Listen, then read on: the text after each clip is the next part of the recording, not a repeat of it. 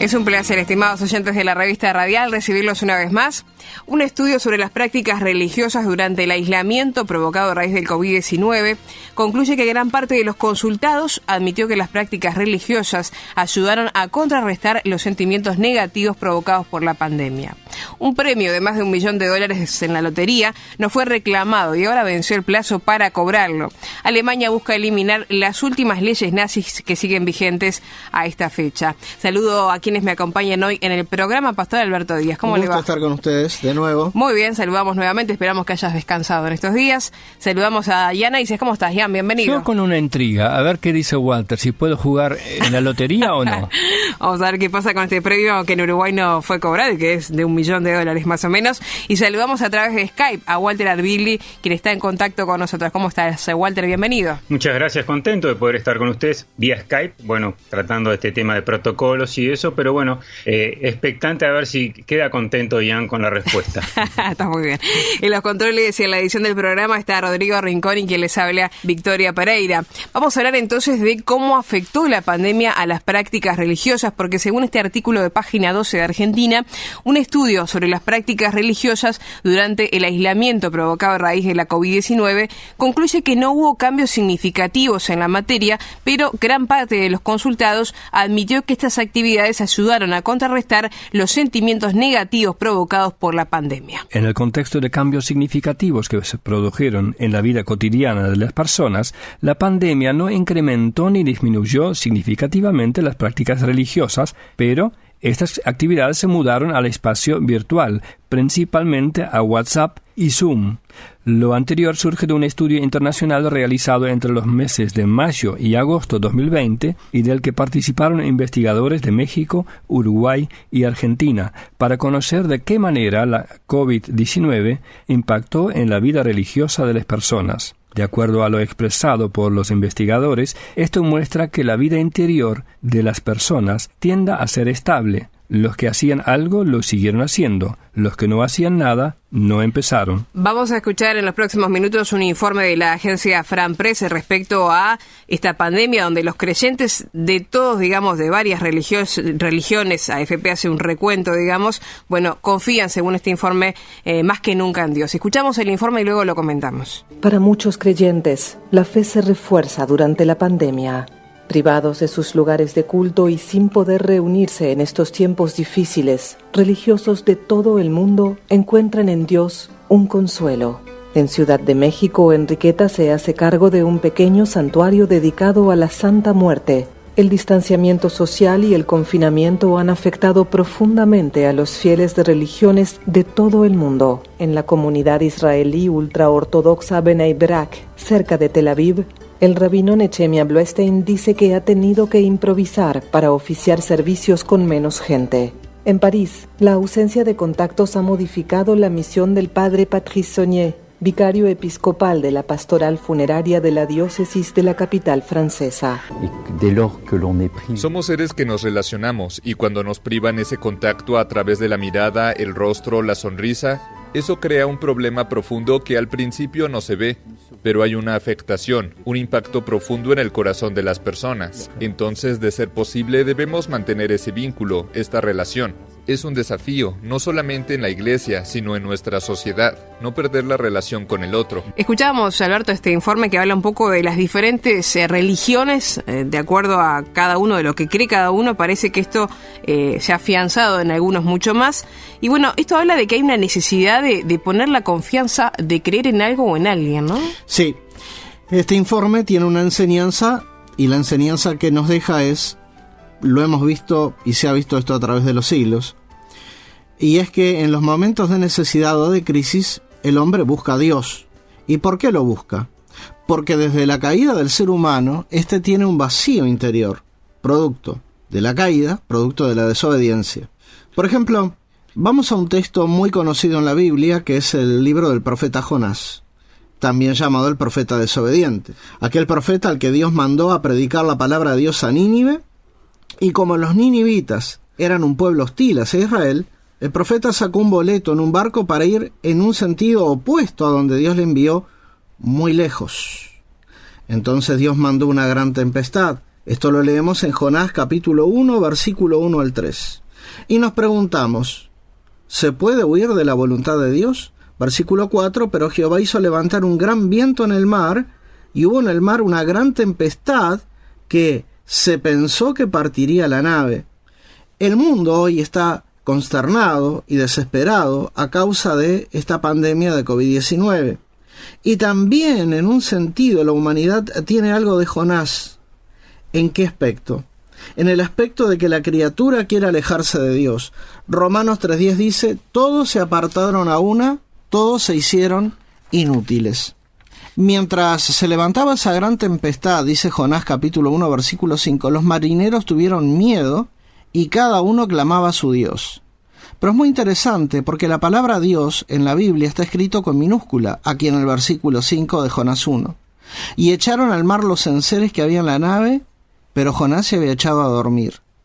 Yo quiero enfatizar este hecho, que cada uno clamaba a su Dios, está escrito con minúscula, y el hombre que temía, el hombre que conocía a Dios, al Dios vivo y verdadero, ¿qué hacía? Estaba durmiendo, dice el versículo 6. Así que los marineros lo despiertan, y la respuesta del profeta, versículo 9, dice, soy hebreo y temo a Jehová, Dios de los cielos, que hizo el mar y la tierra. Hay una pregunta que a través de los siglos el ser humano se hace. ¿Todas las religiones conducen a Dios? No. ¿Por qué no? Si quieren mi opinión no tiene ningún valor. Pero la palabra de Dios sí tiene valor, porque como dice el Salmo 119, versículo 160, la suma de tu palabra es la verdad. Verdad de Dios para ti y para mí. Jesucristo es el único camino para la salvación del alma. En el Evangelio de Mateo, capítulo 11, versículo 27, leemos, todas las cosas me fueron entregadas por mi Padre, y nadie conoce al Hijo sino el Padre, ni al Padre conoce alguno sino el Hijo, y aquel a quien el Hijo lo quiera revelar. Pero usted que está escuchando este texto me va a decir, pero ese texto es exclusivista. En ninguna manera. Porque mire lo que dice el versículo siguiente, Mateo 11, 28. Venid a mí, todos los que estáis trabajados y cargados, y yo os haré descansar. Acá encontramos una invitación amplia y generosa de Dios. Y eso implica que usted tiene la responsabilidad de responder a Dios. En segundo lugar, en el Evangelio de San Juan, capítulo 14, versículo 6, Jesucristo declaró, yo soy el camino, y la verdad, y la vida, nadie viene al Padre, sino por mí. Así que hay un camino, hay una manera de llegar al Padre, y es por medio de Jesucristo. En el Evangelio de San Juan, capítulo 17, versículo 3, leemos, y esta es la vida eterna, que te conozcan a ti, el único Dios verdadero, y a Jesucristo, a quien has enviado. Tercero, por medio del apóstol Pablo, Dios hace una declaración maravillosa en el libro de los Hechos, en el capítulo 4, versículo 12, estimado oyente. Este ruidito que usted siente es la Biblia. Y leemos, y en ningún otro hay salvación, porque no hay otro nombre bajo el cielo dado a los hombres en que podamos ser salvos. ¿Qué vas a hacer hoy tú? ¿Le creerás? ¿Le recibirás?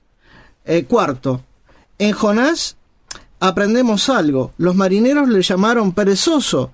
Despiértate, el barco se hunde y tú te duermes.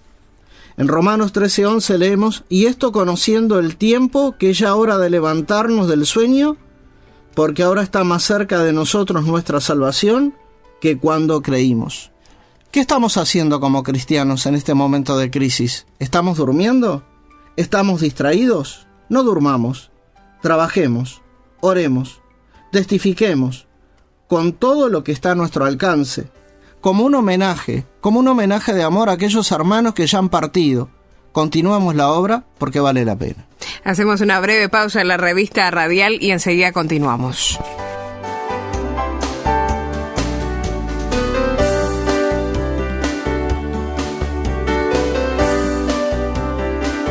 Seguimos adelante con la revista radial. Vamos a hablar de este premio que no fue cobrado, porque les contamos que Hay alguien que ganó más de $1 millón, alguien o varias personas, porque a veces se juegan estos boletos compartidos, pero ganó más de $1 millón en el 5 de oro, que es la lotería en Uruguay.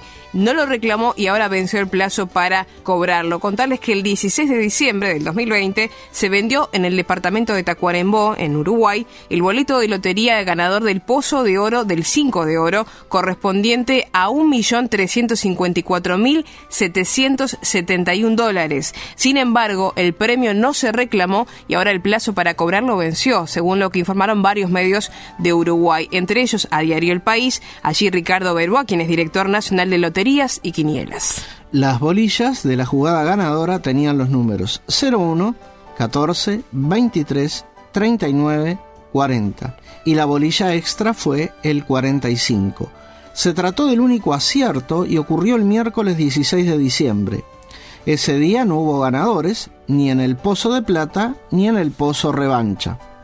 El reglamento establece que se le pagará el dinero a la persona ganadora en el mismo acto en el que se realice el sorteo siguiente, a aquel en el que se produjo el acierto, o en cualquiera de los sorteos subsiguientes, y hasta que el derecho a percibirlo caduque.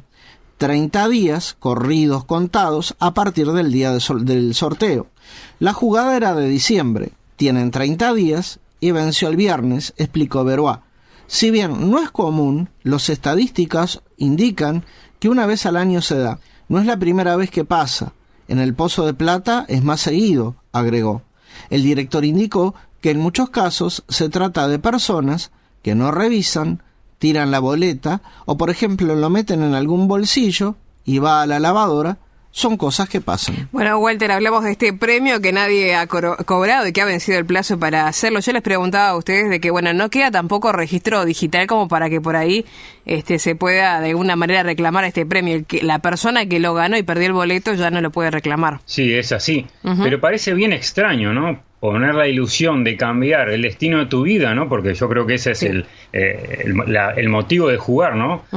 Cobrar un monto de dinero bien importante y no estar atento a si fuiste el ganador, o capaz que solo jugaba por costumbre, o se olvidó revisar, o perdió la boleta de juego. En realidad no sabemos qué pasó ni quién es, pero lo importante acá es ver qué pasa con esto, ¿no?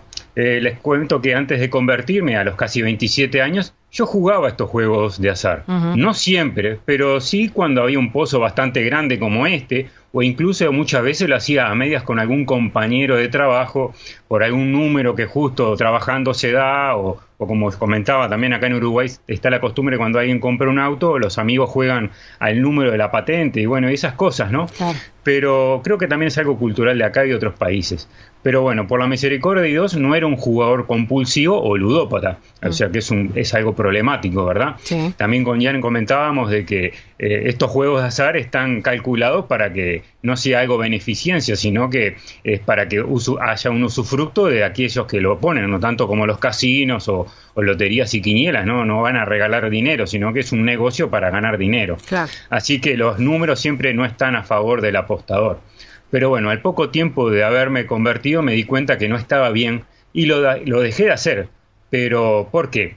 Bueno, lo importante acá es dónde pones tu esperanza. ¿En un montón de papeles con tinta que tienen un valor de cambio o en Dios? El dinero no digo que no sea necesario, porque si no estaríamos cambiando gallinas y porotos para poder intercambiar bienes y servicios, ¿verdad? No vamos a ir a un kiosco con una gallina y unos porotos para comprar algo. Pero bueno, el dinero nos unifica y hasta capaz hace más fácil el intercambio. Pero el dinero en sí mismo no soluciona la vida. Si pensamos que la solución a nuestros problemas se transforma en nuestro Dios con minúscula. Miremos lo que dice el Evangelio de Mateo, capítulo 6, versículo 19 en adelante.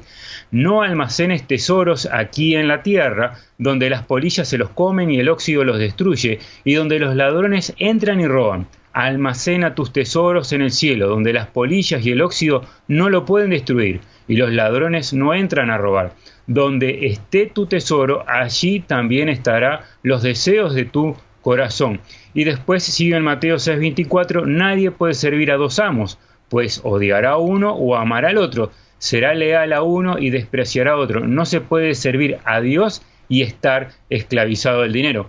Por eso les digo que no se preocupen por la vida diaria, si tendrán suficiente alimento y bebida o suficiente ropa para vestirse. ¿Acaso no es la vida y la comida que el cuerpo y la ropa? Así que acá lo importante es nuestra vida, ¿no? Después el Señor sigue con ejemplo de los pájaros, de cómo los alimenta, de cómo también viste las flores, ¿sí?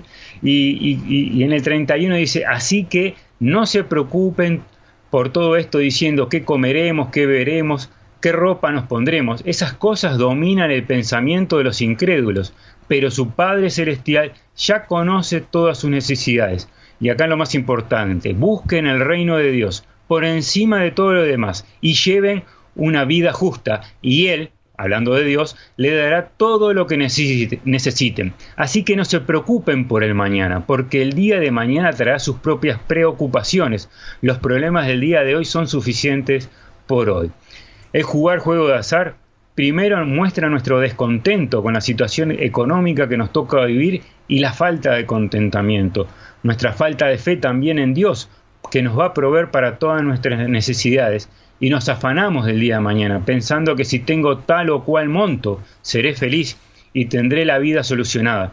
Pero Jesús fue claro con aquel rico en Lucas 12, que pudo producir muchos granos, pero se olvidó que su vida aquí en la tierra tiene un fin, y nada de este mundo nos podremos llevar. Almacenar riquezas terrenales y no ser rico en la relación con Dios es un necio, dice la Biblia también. Sobre todo, el destino de nuestra alma está solucionado. El dinero no puede comprar la vida eterna, solo la sangre de Jesucristo puede comprar y asegurar nuestra vida eterna y una vida plena, y no el dinero. Les invito a leer el texto de 1 Timoteo capítulo 6 al 10 que dice así en esta nueva traducción viviente. Ahora bien, la verdadera sumisión a Dios es una gran riqueza en sí misma cuando uno está contento con lo que tiene. Después de todo, no trajimos nada cuando vinimos a este mundo, ni tampoco podremos llevarnos nada cuando lo dejemos. Así que si tenemos suficiente alimento y ropa, estemos contentos. Pero los que viven con la ambición de hacerse ricos caen en la tentación y quedan atrapados por sus muchos deseos necios y dañinos que los hunden en la ruina y la destrucción.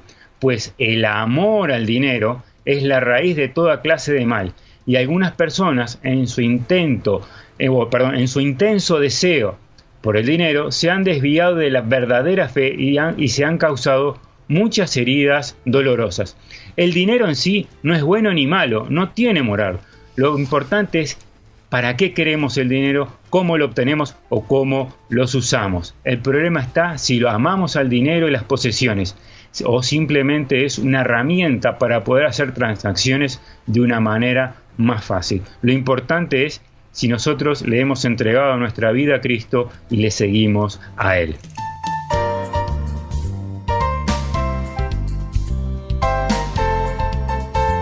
Continuamos en la recta final de la revista radial. Vamos a hablar de que Alemania está buscando eliminar las últimas leyes nazis que siguen vigentes. Y esta información la vamos a tomar del diario en español Idiot Ahronot. Contarles que Alemania quiere despojar sus leyes y reglamentos de los últimos vestigios del nazismo más de 75 años después del final de la Segunda Guerra Mundial. Todavía hay 29 textos legales o reglamentarios que datan del régimen de Hitler y no se han eliminado, lamenta Felix Klein, quien es el responsable del gobierno de Angela Merkel para combatir el antisemitismo. Hizo que algunos de estos textos tienen un trasfondo antisemita muy claro, afirma esta persona a la Fran Press. El caso más emblemático es la ley de cambio de nombres y apellidos, promulgada en enero de 1938. Esta ley allanó el camino para un decreto del ministro del Interior nazi Wilhelm Frick de aquella época, que obligaba a partir del 1 de enero de 1939 a hombres y a mujeres judíos añadir respectivamente los nombres de Israel y Sara a sus nombres oficiales, recuerda Klein. Esta ley sobre el cambio de apellidos y nombre fue de capital importancia para la exclusión y privación de derechos de los judíos. La ordenanza fue derogada por los aliados después de la Segunda Guerra Mundial, pero el texto de 1938, despojado de su dimensión antisemita, se convirtió en 1954, por decisión administrativa, en una ley federal. Esta ley, que en su versión actual define los criterios para cambiar de nombre, todavía está escrita como si el Reich aún existiera, lamenta Klein. Se usan términos como Reich alemán, gobierno del Reich o ministro del Interior del Reich. Es absolutamente inaceptable que el lenguaje nazi continúe dando forma a nuestra ley federal en el 2021, declara a la AFP Helge Lin, jefe del grupo socialdemócratas en la Comisión del Interior del Bundestag. Que es el Parlamento, aclaramos. Aunque se adoptó 4 años después de la capitulación del 8 de mayo de 1945, la ley fundamental, pilar de Alemania democrática, también es objeto de críticas desde hace años, sobre todo de la izquierda. Sus detractores piden la revisión del artículo 3 de la Constitución, en el que aparece el término raza. En 2020, la canciller alemana, Angela Merkel, se declaró abierta a esta idea. Irónicamente, el movimiento de extrema derecha lleva a cabo el proceso inverso, con la reincorporación de términos que durante mucho tiempo fueron tabúes, salidos directamente de la era nazi.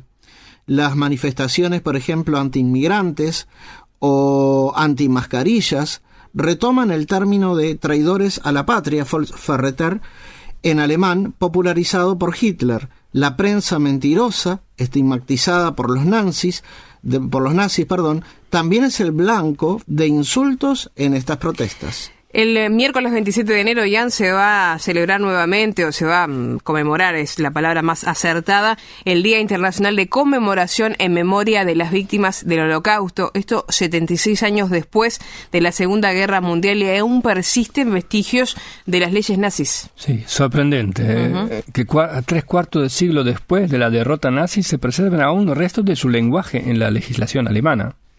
Y más que sorprendente, es más bien sumamente triste que hoy vuelven a aparecer los epítetos, las etiquetas que fueron instrumental en uno de los episodios más siniestros de la historia. Traidores de la patria.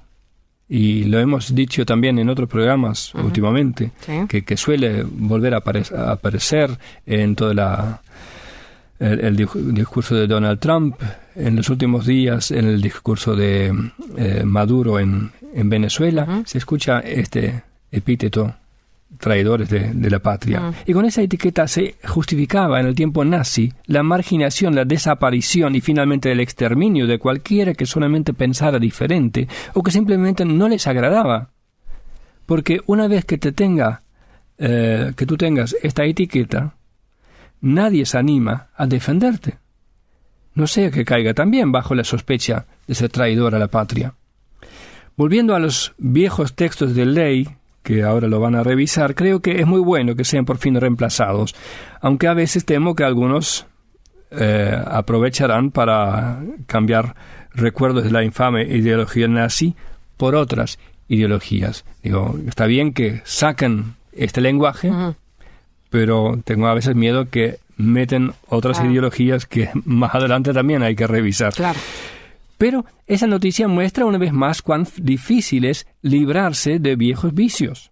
También en nuestra vida de creyente encontramos cosas que pertenecen a la vieja vida, al tiempo que no conocíamos a Cristo, y en que nos guiábamos por nuestros propios malos impulsos.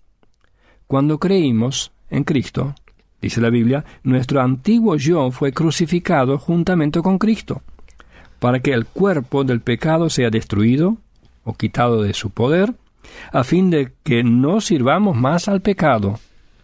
Esta antigua ley por la cual nos regíamos antes, hoy ha perdido su vigencia, no tiene más autoridad.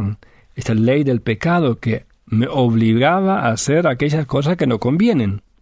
Y por eso leemos en Colosenses 3, versículo 5, hagan morir en ustedes todo lo que sea terrenal, inmoralidad sexual, impureza, pasiones desordenadas, malos deseos y avaricia, porque eso es idolatría, la avaricia. Todas estas cosas no deben tener lugar en nuestras vidas porque pertenecen a la vida pasada. Y así también lo dice en el versículo 7. Ustedes practicaron estas cosas en otro tiempo, cuando vivían en ellas, pero ahora deben abandonar también la ira, el enojo, la malicia, la blasfemia y las conversaciones obscenas.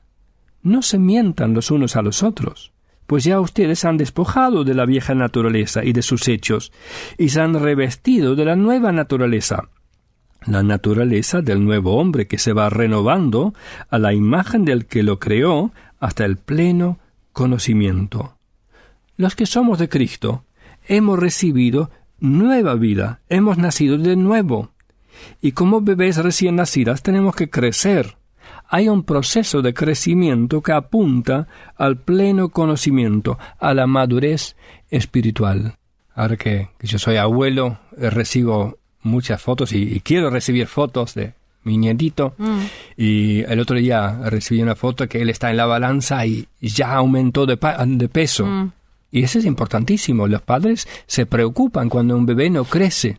Y en la vida cristiana muchas veces no nos preocupamos cuando no haya crecimiento, cuando no haya avance. Termino con el mismo capítulo 3, versículo 12, que nos muestra unas características de crecimiento y de madurez. Y es mi deseo que todos vayamos creciendo y luciendo estas hermosas cualidades que evidencian la vida de Cristo en cada uno de nosotros. Dice así: por lo tanto, como escogidos de Dios, santos y amados, revístanse de entrañable misericordia, de benignidad, de humildad, de mansedumbre y de paciencia. Sean mutuamente tolerantes. Si alguno tiene una queja contra otro, perdónense de la misma manera que Cristo los perdonó. Estamos llegando al final de este programa. Yo le quiero agradecer, no sé si sigue en línea, llega Walter, pero el saludo que está con nosotros. Walter. Sí, estoy acá escuchándoles. Bueno, Walter, muchas gracias por la compañía aquí en el programa, como hacemos a través de Skype. Te esperamos para un próximo programa, si te parece. Muchas gracias por tu respuesta, que ya sé que mejor pongo mi dinero en el Banco Celestial y no en la lotería. Muy bien. Y despedimos también, le agradecemos a Jan Eises y a Alberto Díaz aquí en estudios por estas reflexiones, a Rodrigo Rencón allí en los controles y quien les habla, Victoria Pereira, y reiteramos sobre el final que queremos que se comuniquen con nosotros. Lo pueden hacer por WhatsApp al 00598-99000540, reitero, 00598-99000540. Si están dentro de Uruguay lo hacen directamente al 099-0000540. Nos pueden buscar en Facebook, allí ponen en el buscador @llamadaweb.org y enseguida nos identifican por el logotipo en verde. Nos pueden también buscar en Instagram y en Twitter, allí estamos por Llamada de Medianoche Uruguay. Nos pueden escribir a revistaradial@llamadaweb.org, es el correo electrónico, y también visitarnos en la página www.llamadaweb.org. Será hasta un próximo programa, amigos, que pasen muy bien.